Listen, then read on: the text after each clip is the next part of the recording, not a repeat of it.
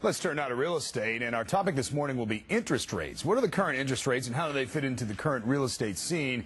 And how can these rates affect both buyers and sellers? A number of questions this morning, and we'll put them all to associate broker for Prudential Douglas Elliman, Darius Solomon. Darius, good to see you again. Thanks. We talked about this before, but you say it's an important time to revisit this now because we're seeing something interesting happen now. Explain it. Well, what's unusual is typically when you see a softening market, and we shifted into a buyer's market a couple of months ago, is that that's a result of increased inventory and increasing interest rates. Now, the interesting scenario now is that although we had stable rates even as inventory increased, we've gone to a point where now with increased inventory, we're starting to see even some of the rates roll back, which is, again, unusual for a market which is softening, and then to see the interest rates start to come back down. All right, let's paint a picture now and take a look at the current interest rate, shall we, Darius? The current. There you go. You see him right there. The 30-year mortgage is 6.125. Again, since we spoke in May last year, it was at 6.875. 5-year ARM or adjustable rate mortgage at 5.87, 7-year at 5.87 as well, and then 10-year at 6, which sort of, again, is a scenario where we've seen an inverse market where we're actually seeing short-term and long-term loans almost at the same rate. Okay, all right. And let's quickly run through the different types of mortgages. I don't want to pass that. You have the adjustable.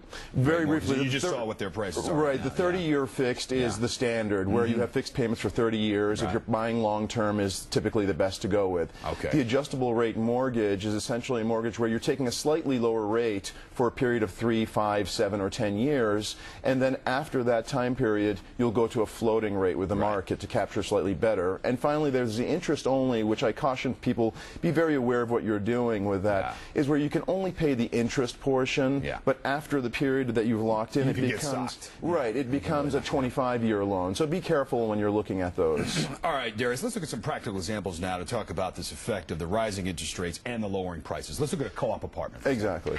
I mean, here we're taking a look at a $1.25 million co-op at 25% down. Now, the loan amount at $937,000. If you look at the monthly payment at $5,600, that's what we're starting. Again, this is to give an example at 6%. Okay.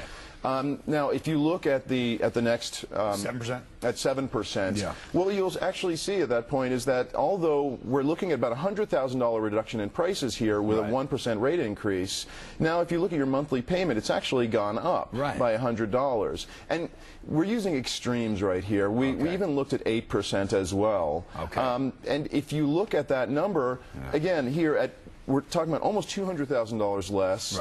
And for monthly payment, again, is still higher. So, all making the point that really take into account the property you're looking at and the interest rate. Not that right now we're seeing these kinds of wild shifts in interest rates. Okay. And when it comes to mortgage rates, there's some key things that buyers and sellers should understand. Well, always. I mean, first of all, you have to anticipate the best rates are still going. They'll look at your assets and credit. I also highly recommend that you speak with your mortgage broker or bank to really get an understanding for what you're capable of acquiring in the sense of a loan, and use that as a basis for what you'll be purchasing. All right, Darius, some good, important, timely information as always. Thank you, sir. And for more on interest rates, just check our website, WNBC.com. Pat? All right, David, and we'll